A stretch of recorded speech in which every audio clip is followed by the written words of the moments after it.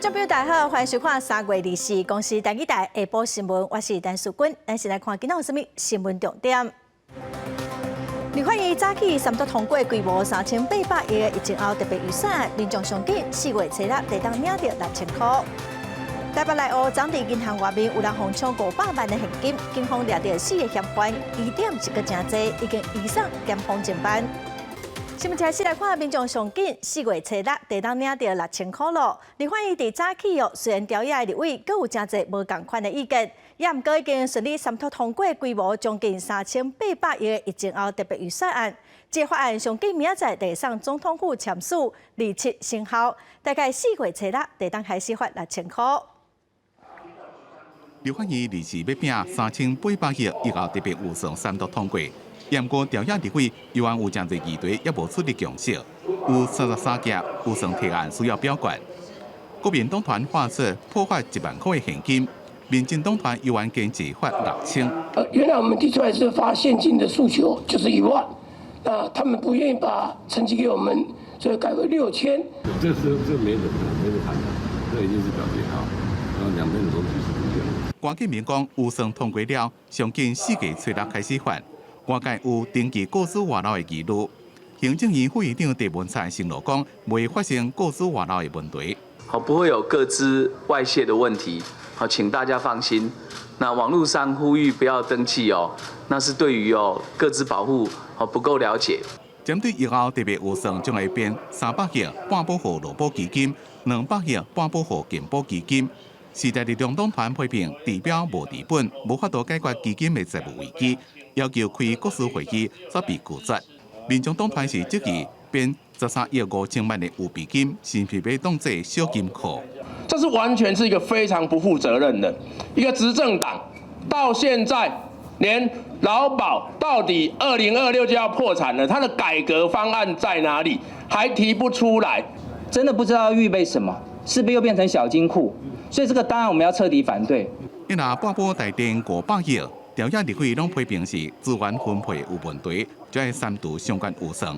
民众党团批评政府无负责任，要求检讨错误的能源政策，做好台电的改革。记者综合报道。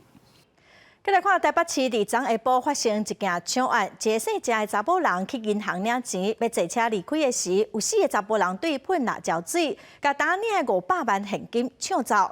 警方已经抓到人哦，这嫌犯是讲因甲被害人是无熟悉，也毋过警方对早发现讲嫌犯等伫银行的门口已经等真久咯，可能早就知影有人会领大笔的现金。案件是阁有真侪疑点，嘛已经移送检方侦办。乌色轿车紧急临停，一人向富人人喷番茄水，伫银行外口登记路是抢夺财物，全程无够30秒，就摕到500万。这是发生伫23个内湖抢案。收身了。这嫌犯驶车一路逃，远景用车捉人，伫新北市双溪台至并线19公里的所在，将人压在上口。抢500万要干嘛？是有人头账户的纠纷吗？跟被害人认识吗？26岁姓陈的主嫌行伫上头前，伊向员警表示，甲被害者无熟悉。听讲这富人人真有钱，因为欠钱开，就找3个同党的坐马来权利车犯案。警方调查4个人无帮派注记，伫犯案进前几天都已经事先伫银行外口埋伏。他在三重路，也就是南港的时候就一路跟随，对整个犯案过程避重就轻。因为资金庞大，尚有案情需要厘清，所以本案依强盗罪嫌移送士林地检。该案情42岁姓郑的富人人，先伫台北市南港的国泰银行领500万，嫌犯一路地，等甲查某人搁去内湖第一银行领195万，要离开的时阵，就向前抢钱。你跟回来派出所有特别讲什么吗？被害者做完笔录，伫律师的陪伴之下离开。伊表示，家己是开中古车行，大笔现金是要用来买车。毋过警方依然是怀疑，因为这富人人对于买车的钱、甲车行地点拢叶叶，无交代清楚。公车的2个查甫人是去地检署说明具结。就是对于这个资金的来源的背后，我们会持续的来依照这个资金流的流向来做追查。虽然被害者的户头无列为警示，不过专案疑点真多，警方也会继续追查。除了分析户头资金来源以外，也要调查清楚嫌犯的背后是不是有幕后主使者，佫无排除是诈骗集团乌吃乌。记者综合报道。桃园最近半个月有一只保育类的狼熊伫路林拍走。桃园市农业局昨暗地使用会当监测温度的空拍机来找这只狼熊，也毋过并无找到。这只狼熊是对来的，目前是佫无了解。传出讲有可能是对新地6号村逃走出来的，也毋过业者是表示讲因动物园的狼熊并无减少，敢有可能是走私动物的，可能就要等下掠到这只狼熊才有法度了解咯。那我们预估说，它应该是在这附近。农业局人员锁定特定的区域，23号下暗继续找这只伫外口的狒狒，更加出动热像仪空拍机为空中来找伊可能的地点。兽医甲麻醉枪嘛随时待命，只要发现就会靠近来掠。先进行区域规模的一个大规模搜索。那如果搜索确认是有狒狒存在的话，我们兽医这一边就会去现场做一个支援。不过下暗的搜索到半暝无找到，日时继续找。各界想要问狒狒是为倒位来的？目前屏科大学者甲北市动物园初步研判是东非狒狒，中北部2个动物园登记有7，包括北市动物园10只，新竹六福村有5只。林务局强调，园内繁殖拢会通报，数量增加减少嘛拢会通报。要做繁殖的话，它也是要经过一个申请的程序。不小心繁殖了小的狒狒，它没有来做登记的话，依据野保法的规定，是可以处罚1万块到5万块的罚款。保育类野生动物定有学校、研究机关、动物园才会当申请搜集，狒狒有可能走私来的吗？林务局表示，伫掠到进前真歹判断。动物团体表示，确实毋是为动物园逃走的，无可能是野保法实施进前的存在，或者是繁殖无保的个体。它在立法之前就有的，到现在还存在，那它可能年纪已经很大了。那另外一个可能就是它可能是继续繁殖，但是研究还是没有登记，那这个就会变成列管管理上的黑数，会造成管理上的这个漏洞。昨天早上6点多，从后面上，他是看到的时候是在里面，后来他颁奖出去。这只狒狒23号有民众看到伊出现伫桃园新屋的修车场。看到人马上穿过2公尺悬的围墙消失，对人非常警戒。新竹县农业处表示，目前搁咧清查六福村东非狒狒的数量，找到伊是目前上关键的，因为找到才会当确认品种、年岁来厘清伊逃走的原因甲管理的责任。记者综合报道。来看台大医学院有一个妇产科的教授，何塞药厂银行的业务指控性侵害。受害者表示讲，这个教授讲，伊想要了解产品的内容，要请因做伙去食饭哦。煞伫饮料内底放药啊，趁因毋知影人，甲因带去汽车旅馆。今仔早起，3个受害者伫2位还魂陪同，伊嘛指控讲，因向台大医学院申诉，也毋过学校拒绝处理。这个教授到今是还未受到任何的处分。伫无啊乌人目镜甲喙暗，3个受害者伫立委还魂的陪伴之下，开记者会讲出，互台大医学院某一个妇产科教授诱骗性侵的过程。郑医师跟我干了一杯红酒，并要求店员将我们的绿茶更换为开水，一律服用。后来发生的事情，我完全没有记忆。医师就要我把桌上的红酒一起干杯喝掉。我也没有想太多，就把它喝了。我又在吃了一道菜之后，就不记得后面的菜色了。受害者 A 小姐甲 B 小姐拢表示，两人分别互这教授单独约去台北市松江路日式餐厅食饭。去便所转来啉饮料了后，就失去记忆。醒来时阵，人已经伫汽车旅馆，甲害者就伫身躯边。是小姐证实也经过同款的模式，只是家己比较幸运，伫朋友合作之下到伫餐厅。还魂认为，台大伫接受被害者申诉了后，则可用被害者是伫执行，只无为理由决议无受理。伫公文当中告知 A 小姐，请向你雇主提出申诉，按过下班期间，是毋是执行职务，应该是收集更较侪资讯才能判断。而且照代代成诉者防治要点规范，若无受理申诉，应该讲明理由，各需要副本告知。监察机关台北市府，若申诉人不服，应该在通知到的第2日开始30天内向市府申诉。按过代代发出的公文，所拢无告知。雇主有没有给加班费哦？然后就是餐费到底是谁支出，完全没有调查。CC 哦，那他也没有告知哦其他的相关单位哦。台大的这个判定说你这应该是性工法，不是性骚法。那他也不知道，他30天之内可以向台北市政府申诉。进前被害者 A 小姐用已经去检察院တင်前，检院也伫3月之一函告代代爱详细说明，按过代代伫结果进前也未做出回应。记者综合报道。来关心政治的新闻哦，现任的高雄市有8个区议立委拢是民进党的，国民党已经连任5届的前高雄市议员陈彦真本地哦嘛想要拼立委，也毋过最后是决定讲免让予现任的议员黄碧玲，也毋过哦国民党各有7区，因为拢有2个人以上想要参选，所以是个需要整合。民进党哦会由现任的8席来拼连任。一看到资深前辈童彦真，国民党高雄市议员黄柏林随去头前感谢伊礼让，可以有机会来代表国民党参选到3名区的立委。我们国民党不能够不培养新人啊！如果你有意愿，而且你愿意想要参选，没有表态的，我也希望早一点表态。我相信这一次国民党中央会很快把总统候选人能够来提名。为议员的身份，搁爬一站楼，黄柏林认为有信心会当赢。伊认为民心甲国民党整合总统初选的态度，甲顶一届无共款。但除了3名区，其他7区的立委搁还咧整合，每一区拢有2个人以上有意思要参选。服务脚踏实地，这样的热忱跟表现。来让人民看在眼里，让人民去做一个对比。国民党高雄市党部强调，参选者侪得行初选的机制，袂劝退任何人。连倒是民进党有诚信条款，无建议现任议员参选立委，嘛互表态要参选的现任市议员，亲像是黄秋英、林志宏等人，最后是无爱参选。并没有所谓市长劝退或不劝退的事情，没有这件事情。我在这里也很诚实的告诉大家，是秋英经过这个很慎重的思考。高雄队球队的展现团结的一面，赢得明年的总统跟立委的全胜利。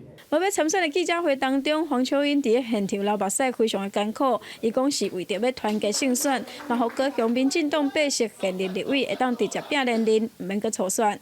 记者王柳婷、明昭权高雄报道。因为边境解封，佮加上清明要到咯，返乡探亲，佮有入境的旅客会增加真侪哦。欢乐非洲伫这疫情，中央灾害应变中心今仔开会，因指出讲，今年到3月20为止，违规带猪肉制品入境，罚款20万的旅客人数都有121个人，所以提醒民众得爱特别注意，唔通违法。那处罚20万元的件数呢，有121件了，这个比例大幅度的增加，那这个就是因为入境的人数的这一个增加的关系，旅客这可能是包括国际跟国内的消费者，不知道这样的一个情势。主要的就是有3个部分。应变中心分析讲，大部分的旅客哦，可能是因为上久无出国，未记这相关的规定，甲肉品炸转来过来。嘛有人是返乡探亲哦，无去注意到讲行李内底厝里的人有帮伊准备猪肉制品，互伊炸转来过来，所以互查到，得罚款20万。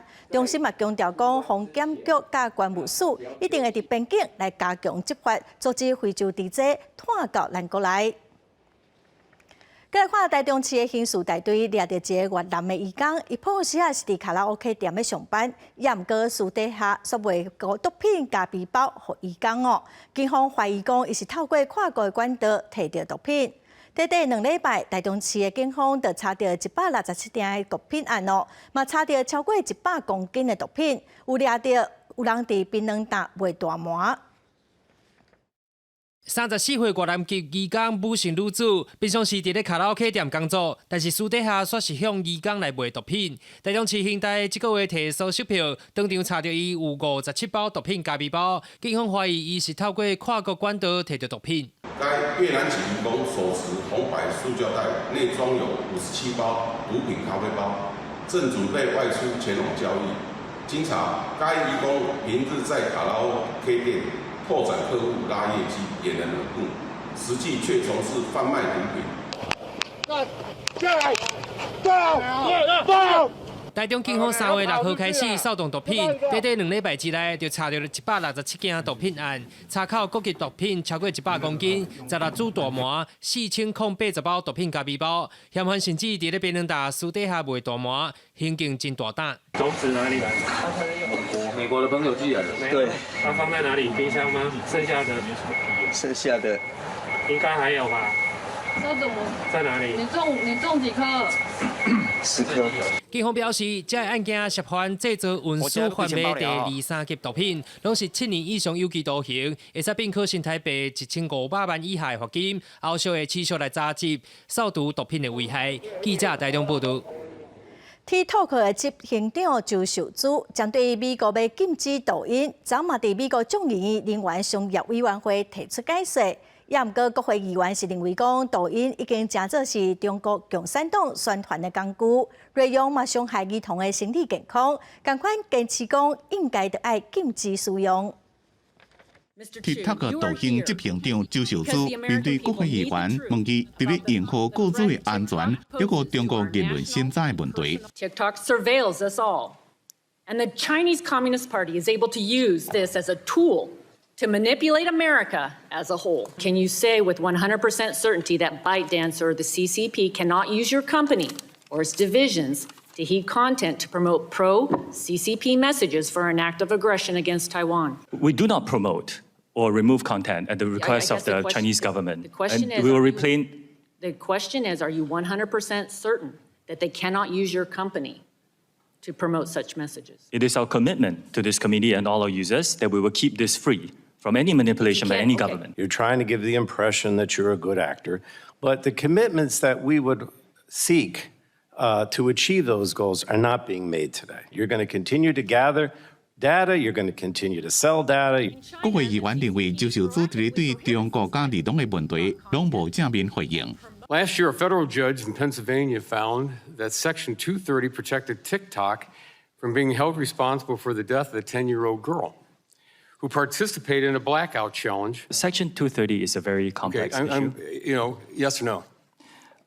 We are very focused on safety. 周受资伫真侪问题拢无讲重点，无法度说服国会。加州民主党众议员哈德纳斯讲，周受资是一个正好讲话的表演者。全世界即马对 TikTok 抖音的无信任愈来愈增加，伫真侪国家宣布公家机关禁止使用了，荷兰甲挪威也地宣布袂使使用。美国可能会封杀即个中国的应用程式，或者是予伊另外一条路行，也就是中国的母公司字节跳动，将全部的股份拢卖掉。中国商务部讲，若要卖或者是将 TikTok 单独提出来，拢爱中国政府讲会使。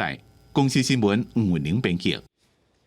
印度的反对派国大党的领袖尼赫鲁甘地家族的传人拉胡尔甘地，在2019年选举的期间因为一句贼头弄死莫迪，互认为讲伊是考试总理莫迪政府收乌钱的丑闻，互告上法院。最近伊是互判刑2档确定。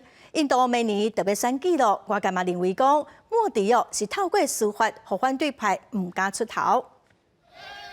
反对党领袖拉胡尔甘地的支持者提伊的相片游行，小个人示威，国家警方发生冲突。国会大楼里，几多10个反对派领袖大声喊反对口号。在较早进前，拉胡尔到法院，支持者聚集伫外口声援，暗过听到最新公布的判决结果了后，真不满。राहुल गांधी जी तो आज कोर्ट ने इंडियन पिनल कोड 499 और 500 के तहत दोषी पाया है और राहुल गांधी जी को सेक्शन 500 के तहत 2 साल की सजा सुनाई है。拉胡尔的律师宣布有意上诉了后，法院随允准拉胡尔会当保释。伊所属的反对党国大党表示，拉胡尔是因为公布政府黑暗的行为才变作目标，并认为印度明年要举行大选，这件判决根本无照法律行。就算讲卖想要互党内同志，拢无反对的意见。2019年，尼赫鲁甘地家族的后代拉胡尔甘地，伫一届选举集会中讲，哪会遐拄好，查拉拢说莫迪，互人认为是伫批评后来压倒性成功连任的总理莫迪。当时拉胡尔甘地表示，这句话是为了强调贪腐，并不是针对任何族群社区。不过，印度人民党认为，这根本就是针对所有姓莫迪的人，是甲加种姓阶级的集体抹黑。अंदाजा लग रहा था,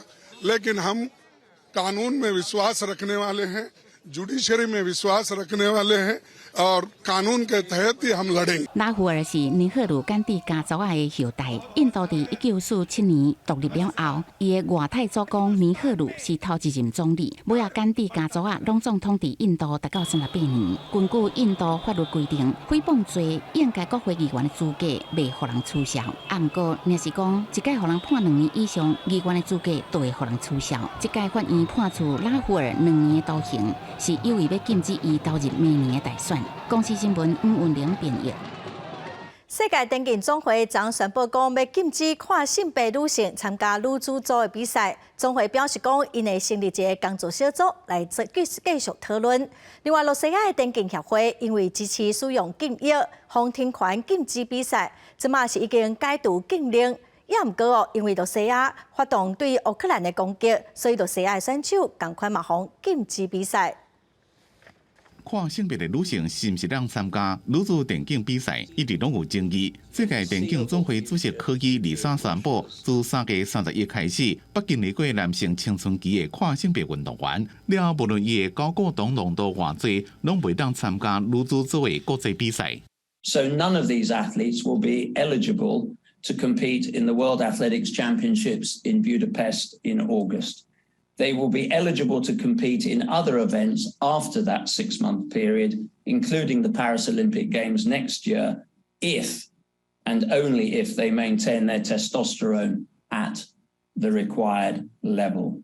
科伊也讲，世界电总并不是永远对跨性别选手讲袂使，了会成立一个由跨性别人士领导的工作小组，在未来1年内评估相关的问题。另外，俄罗斯电竞协会因为国家支持使用禁药被禁赛进行，23世界电总也解除禁令。The Council agreed to the reinstatement of the Russian Federation, RUSAF, following 7 years of suspension. Athletes, officials, and supporting personnel from Russia and Belarus are still excluded from competition for the foreseeable future due to Russia's invasion of Ukraine. 俄罗斯电竞协会是2015年被停权，世界反禁药组织发表报告，认定俄国电协的禁药文化年久月深。世界电总讲，也阁有35项特殊条件的清单，将会在3年期限到期进行审查，来确定俄罗斯在这段时间有继续遵守禁药的规范。公司新闻张伟玲、吴其昌编辑。来看乌克兰境内的车诺比核电厂，在1986年发生史上上严重的核灾，当时民众是赶紧撤离，有真侪宠物狗仔拢到尾拢真做是流浪狗仔，嘛伫当地继续生产。有生物专家就发现讲，伫核灾区的狗仔，因的基因是产生真大的变化。在乌克兰车诺比核电厂附近的安全区域，研究人员伫咧测量一只狗身躯顶的辐射值。离核灾已经37天，迄当阵无地主人撤离的狗，有的因为辐射中毒死亡；若是活落的狗，就变做流浪狗。因伫拢无人，规个拢是放射物质的环境内面生活找食的，抑个碳后代，科学家正好奇，因是安怎伫咧这种环境内面活落。As you can see right here, we have the tattoo from 2017, and this particular ear tag is from 2017. 非政府工业灾害支持团体 CFF， 2017年开始来遮照顾流浪狗，除了做核标，也替狗做标记，做核变辐射检查的追踪研究。因总共追踪属于3个族群的302只流浪狗，经过基因的比对甲分析了，发现伫辐射环境内面出世的狗，因的基因甲其他地区的共类已经无同，对 DNA 结构的差距，会当看出生活环境的辐射量。This ability to compare the dogs of Chernobyl to these other village dogs and other breed dogs gives us a lot of power to determine what the history, what the ancestry of these animals is, and how they've changed over time. 即款伫咧血栽中挖落来狗，看起来甲一般的狗拢共款，不过身体内面的细胞已经产生一寡变化。甲南加大合作的美国国家卫生院的专家讲，这项研究会当观察伫辐射污染正严重的环境，狗的基因产生什么变化，帮助族群生存。公司新闻张淑芬编译。来看全球头一个利用 3D 列印的火箭连续1号，伫美东时间22个半暝发射升空，也毋过干那飞几分钟，就落去大西洋。开发这个火箭的公司是表示讲，虽然火箭无飞到因规划的轨道，也毋过有收集到因需要的相关资料。火箭发射升空，伫暗暝中的天顶看到一条蓝色的火尾流。这是由美国加州一间新创公司相对论空间所开发的全世界第一粒由 3D 列印制造的火箭“连续1号”，伫美国东部时间22暗11点55分顺利发射升空。If you can hear me over the cheering, the vehicle is now headed downrange in an easterly direction over the Atlantic Ocean. Our next ascent milestone is Max Q, around 80 seconds. 连续1号伫咧佛罗里达州卡纳维尔礁的基地顺利升空了，按照计划，第10甲第20的火箭拢完成分离，成功达到上大动态压力点。伫大西洋的天顶，以时速要到2000公里，高度16公里，飞差不多80秒。不过伫咧飞机天顶了几分钟，发动机无法度产生有效的刹力进入去轨道。 Although we didn't reach orbit, we significantly exceeded our key objectives for this first launch, and that objective was to gather data at Max Q, one of the most demanding phases of flight, and achieve stage separation. 连续1号有85%的零件拢是用3D 列印制造，火箭悬33公尺半，重1250公斤。以后计划要用伫咧 甲轻型的卫星送入去轨道。这粒火箭本来是要伫这个月初8发射，不过因为燃料温度的问题而取消，延到12。不过尾也因为其他的技术问题，第2遍取消。第3遍登上发射台，虽然顺利发射升空，不过真可惜，上尾也是无按照计划飞入去轨道。公司新闻张伟林编辑。 过来消息来看，桃园滨镇工业区的附近长期防乌白倒粪扫，里长甲环保职工和清洁队来斗相共拼粪扫，所来地主会说围篱来管理，环保局买来说科技执法来抓违规。 粪扫伫山坪蹲甲敢若一个小山墩，滨镇工业区外骹业角的路边，长期互人乌白倒粪扫，造成环境垃圾。滨镇区镇县里长招环保职工协调清运队来清运，嘛讲到即马真侪人工作形态较无共，无一定会当配合粪扫无落地清运的时间，所以希望会当增加定点粪扫清运的地点。 他因为没办法丢垃圾，所以他就干脆直接就是随地乱丢垃圾。那也就因为造成了环境脏乱，他就会在工厂的附近，比较没有人的地方，就会有很多的垃圾在那个地方聚集这样子，所以慢慢累积到一座山这样。 环境清洁客查大队表示，滨镇区现场垃圾的地点已经清运第2天啊，一定拜6就会当清扫。也说明粪扫是乌白倒伫私人的土地，已经有通知地主爱设置围篱啊，先尽管理的责任，也要伫这个路段设置科技执法，要找非法的业者甲无公德心的民众。为了预防整个一个该地段在被人家乱倒垃圾，我们也用科技执法。 架设手持摄影我们会揪出不法的业者绳之以法去重罚。针对里长的意见，环境清洁客查大队表示，要请里长协调定点收运管理单位，甲家己准备粪扫主车，清洁队会当配合后续的清运工作。也搁再呼吁民众，唔通贪一时方便，以身试法。若这个发现不法乱抌粪扫的行为，要依照废清法规定罚清日至6000块。记者综合报道。 来看桃园一个查甫人可能是因为囡仔上过番，伊徛伫十层楼悬的露台，亲像要甲囡仔弹落去，嘛，互民众看到迄落来去报案，警方嘛通报社工去处理。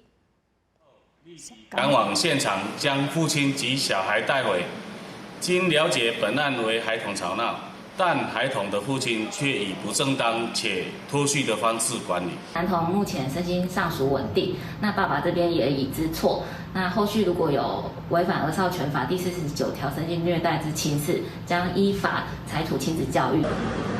教防中心表示讲，初步了解这囡仔伊拢讲袂听，所以造成爸爸情绪真激动，才安尼恐吓囡仔。警方佮社工嘛拢呼吁讲，管教囡仔就唔通伤过情绪化。再来看台中台里有民众指控讲，公车的司机亲像是为着家己早起出车方便，伫暗时7点外就甲公车停伫公车站的头前，佮故意甲影印的挂显开，假做是车故障。市政府的交通局是表示讲，警方会开单来处罚，卖罚客运业者9,000块，并甲卖来改扣点。暗时7、8点左右，这台公车停伫咧车牌的公车停靠区，驾驶甲后壁的引擎挂掀起来，佮放各种的标志。毋过到过灯光早起，驾驶来甲车驶走，公车也是真正常发车。附近民众就质疑，公车是假影故障，真正违停。差不多停了差不多7、8天了，差不多有时候差不多7、8点的时候就来了。可能是图个方便吧？为什么？这边要发车就时间开了就走啊。台中台里区甲提南路的民众表示，为3月初开始就发现39路的市公车，逐工暗时拢会停伫即个公车停靠区。一开始掠准是公车真正故障，毋过逐工来停的拢是无共车辆，而且一停就是一暝。当地里长惊讲，公车停伫遐会挡到其他的驾驶，恐惊引发交通事故。万一真的挡到视线，机车出来的话，撞到的话，这方面是谁要来负责？当地里长表示，涂骹有明显乌油的痕迹，安尼情形嘛已经维持一段时间啊。客运业者提出说明，表示公车确实有故障。事实排气管也没破啊，是真的是弯的，稍微弯弯的。他就一直要等到就是技工要跟他确认没问题，他才放心呐。进行说相关的处分，并同时会纳入后续的公车评鉴的扣点，因为后续会将影响公车的亏损补贴的额度。台中市府表示，业者的车辆若是故障，也应该照标准的停驶，拖吊登去厂站维修。若公车停的位确实是禁止临时停车的范围，除了依法甲罚钱，也要求业者伫收办了后，甲车刷去合法的地点停。记者台中报道。花莲县政府委托厂商办理的路边停车收费的设施，防检机讲，智慧停车示范区的系统根本就毋是自动的，问题是真多。那专家看袂落去民众嘛是真怨叹。这是花莲县政府伫市区新设的智慧停车示范区，为自由街到明义街的南滨路拢总共14个。民众不满停完车辆后扫 QR code 无度缴钱，而且设备真差，互研究自动化系统的教授都看袂落去。其实这感觉上就像是一个 LED 灯柱去改装的，这样一个柱子光靠一个太阳能板，怎么能够支撑所谓的 AI？ 很明显的是一种用智慧停车的名义把案子标进来。花莲县路边停车智慧化系统标案是由各份停车公司得标，必须导入列名机、车牌辨识、分段演算这系统，民众会当伫智慧手机线顶缴钱。不过1月初开始收费了后，不是安尼，民众真不满。也不是智慧啦，就是假的。那如果在标案里面加入这个元素的话，那现在又正式在收费，是不是县府有图利厂商的这个疑虑呀？县政府建设处嘛派员甲厂商去查看，不过无法度对相关设施，像讲太阳能板这么细，敢会当提供有够的电力？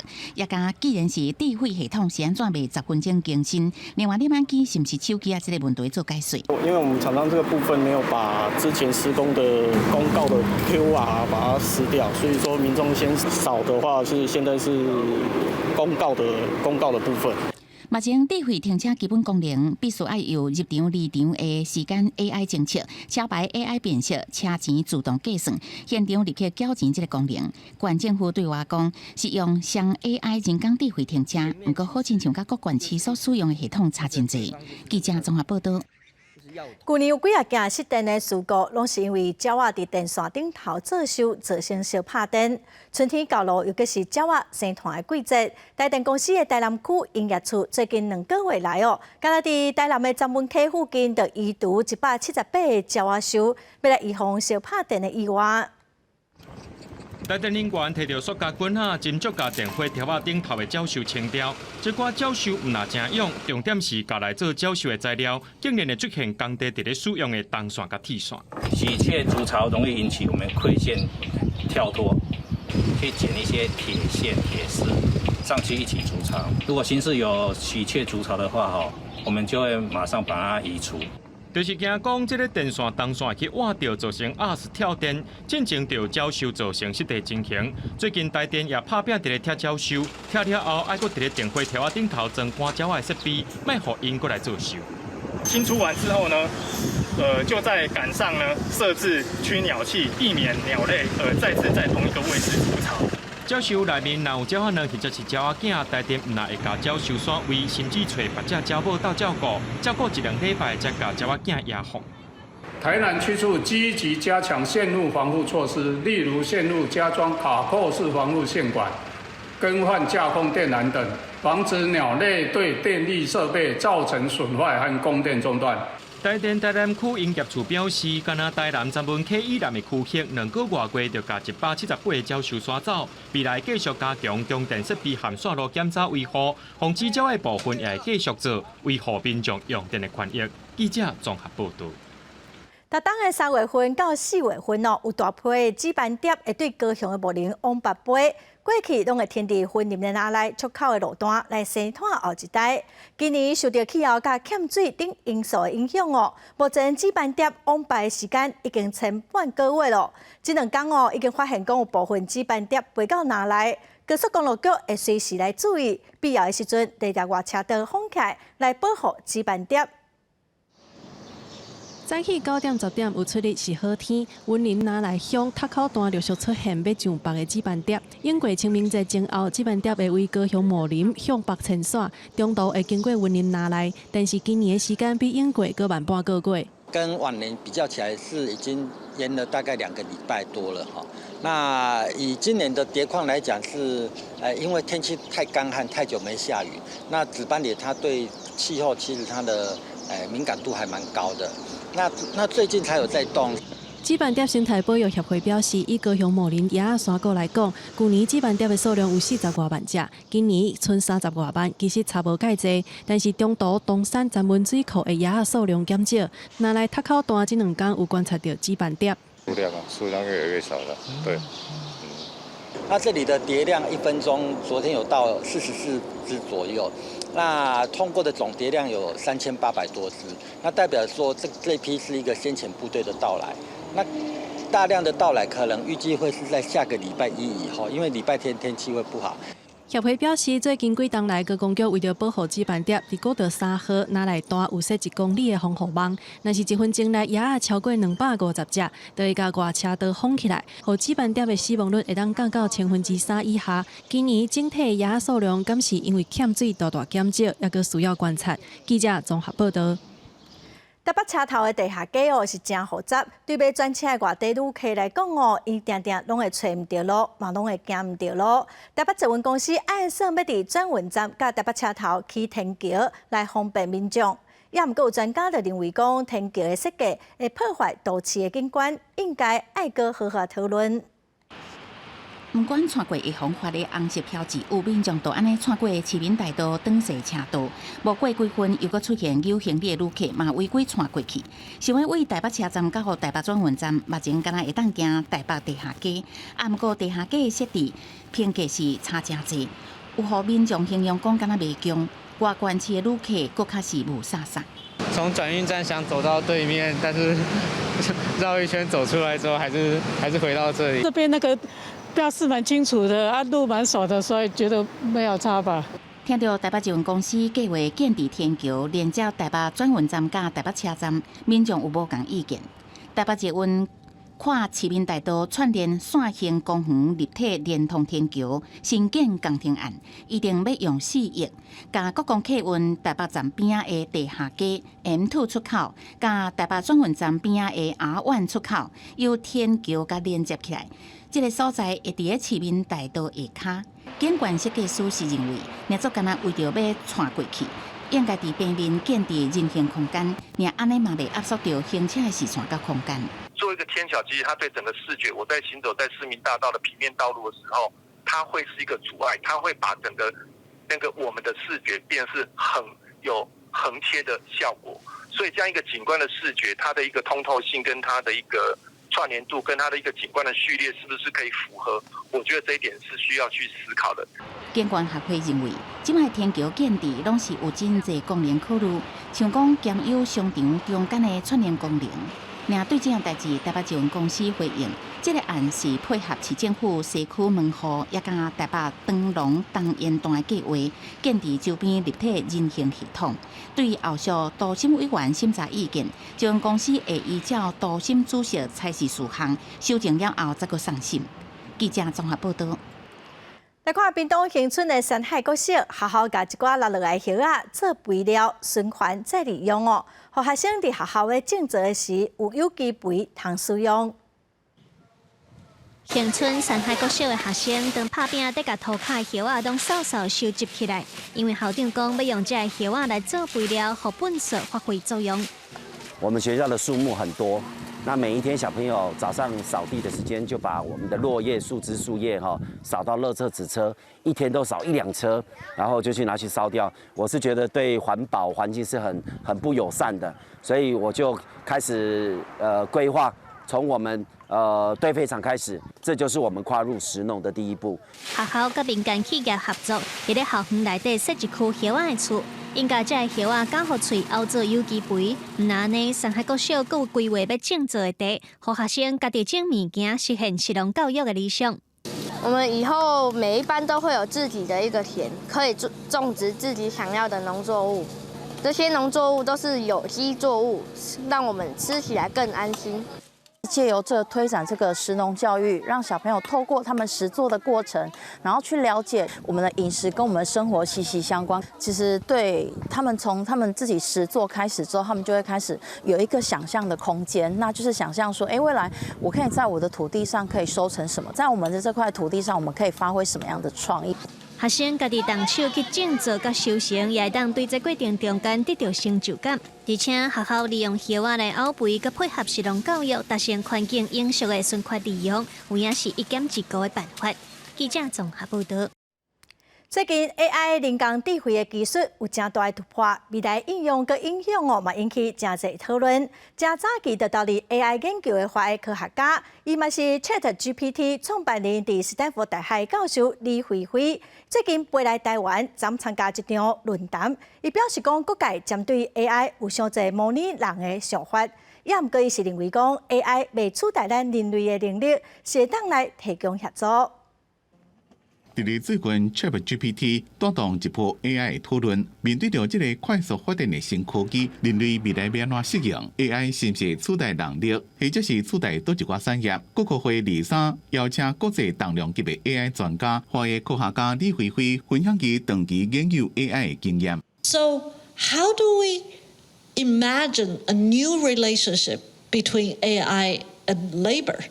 What I believe is, instead of AI replacing human capability, AI should augment human capabilities. 李慧慧认为 AI 的发展也是要以人为本，不过怎么大家对 AI 有伤过侪人性化的猜想？虽然 AI 对人体工程的影响真大，不过伊就是一个工具尔，会让协助伫咧医疗手术等方面的无够，或者是做较危险的工作。重点是人安怎用。我在猜，大概处在中学生的阶段吧。AI 目前的 AI 还没有到大学或研究所的阶段，一个产业要到研究所以后才算是成熟到不会再改变。所以目前 AI 会取代哪些产业还不可知。怎么用 AI 来帮助社会上一些需要帮助的人，也到政策里面了。所以我想以后我们这个产官学研界大家一起来努力。国科会认为，虽然 AI 的发展速度真紧，不过伊也是有边界，依然需要遵守法律、社会规范。参加会谈的产业界人士认为 ，AI 较够做判断图形加声音，对强化科学家、工程师加学生的能力帮助真大。AI 科技怎么还佫伫咧发展，但是伊会取代倒一寡产业，可能还佫要一段时间。记者综合报道。再来看今仔早起嘛，有一场针对人工智慧的研讨会，有学者是认为，即马有袂少人对这款新的技术感觉真惊吓。也毋过，因建议讲会当透过接触了解，甲亲像 ChatGPT 这款应用当作是工具，学习使用新的科技来面对未来的世界。政府嘛应该爱提供协助。有啥物问题问 ChatGPT， 拢会提出完整自然的回答。ChatGPT 引起 AI 人工智慧风潮，侪人也关注能力愈来愈强的 AI， 敢会取代人类当咧做的侪工课。有人就去跟 ChatGPT 对话哈，问他说哪些工作会被取代？边有一张黑漆漆的，就是那20种工作。包括旅行社、市场行销分析等等，拢伫咧 ChatGPT 家己讲的20种工课内底。但是伫台湾发展医疗影像 AI 技术的业者认为，现主是要是协助的角色。现在的社会数据是呈指数型的成长，那但是现在很多产业的能力就是并不是相当的足够，来处理这些数据，借由导入 AI 的这个工具，然后来这个辅助各个产业的人，来处理这些庞大的数据。现在大家用 ChatGPT 应该会发现，它常常会无中生有，我们人还是要在后面去确认它的资讯是否正确。AI 当时行台湾敢有对好调？国政基金会指出，基金统计台湾有一半的产业对 AI 也无了解，也是当咧评估。业者表示，引入 AI 的初期，确实真侪医师对 AI 有疑虑，但是现主是有咧豆豆的改变。学者也认为观念爱对咧变化。但台湾硬体比较蓬勃一点，然后软体相较之下是比较少的。但是这个技术其实是某种程度是纯软体的。台湾在这一方面，可能有一些规范上面还是比较硬体思维。学者讲，面对 AI 风潮，要加接触、认捌、了解 AI 的专长，就知影安怎利用 AI。国政基金会也建议政府应该协助中小企业数位转型，掌握 AI， 提升因的营运动能。记者郭曾春佑台北报道。咱来看中国一间业者为着要服务阮旧里的男女朋友，会当来培养感情哦，因推出一种烧金的设备。这款设备哦会产生温度，有人是感觉讲真变态，无需要；也毋过嘛有人是真有兴趣，咱做伙来看卖。中国业者研发的这个设加3D 喙唇，不止用毛机伴侣喙唇的压力有温热的感觉，甚至用透过手机 App， 还能看对方面按了针。发明产品的条件普表示，伊想法是来自中国伫新冠疫情期间，长时间放射会甲女朋友避避分隔，无法度进行人甲人的连接，就决定用这概念去创作伊伫北京电影学院的毕业作品。想要到作品一出来，就引起话题。今年1月开始量产公开来卖，卖260块人民币，差不多是1155块新台币，到即马已经卖出3000组。使用方法就是正如各提一台，开启视讯连接 App 了后，就引进入烧针的情景。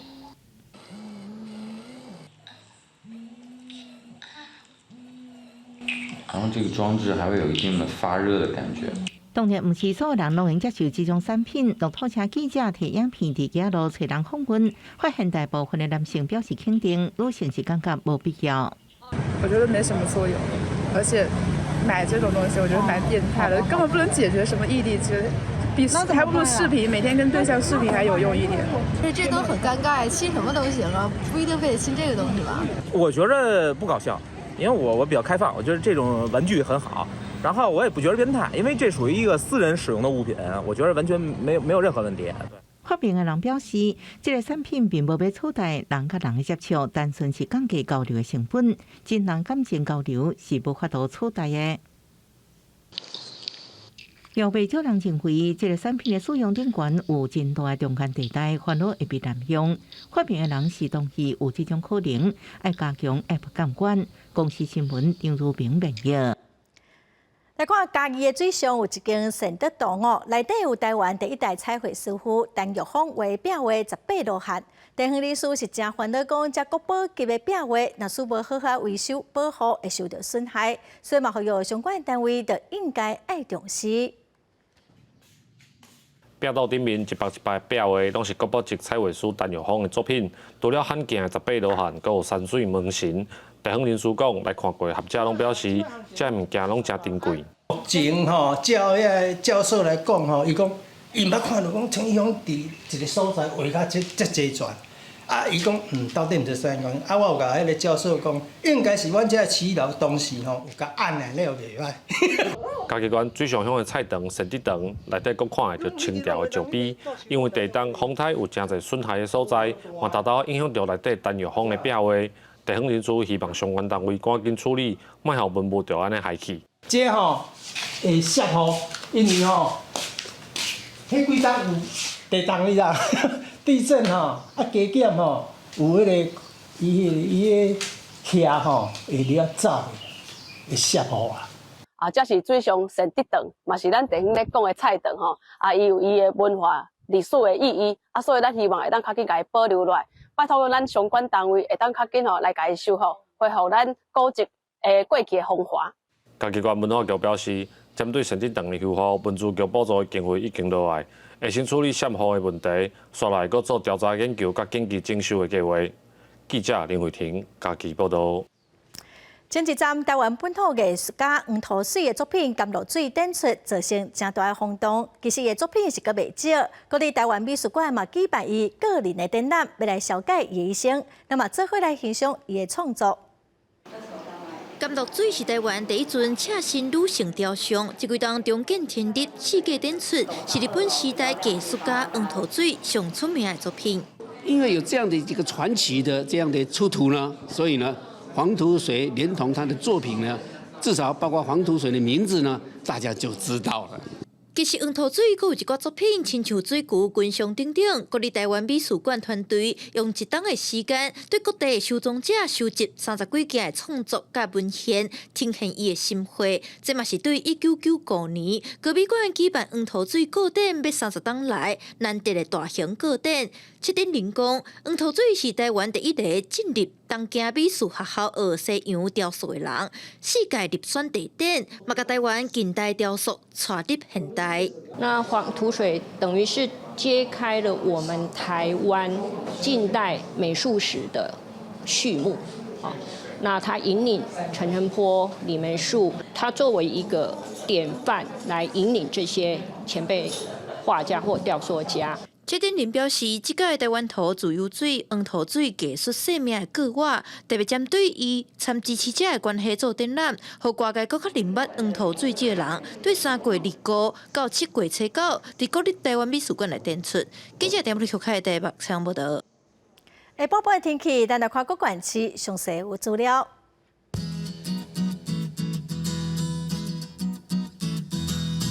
北部地区上低19度，上悬25度；中部地区上低23度，上悬30度；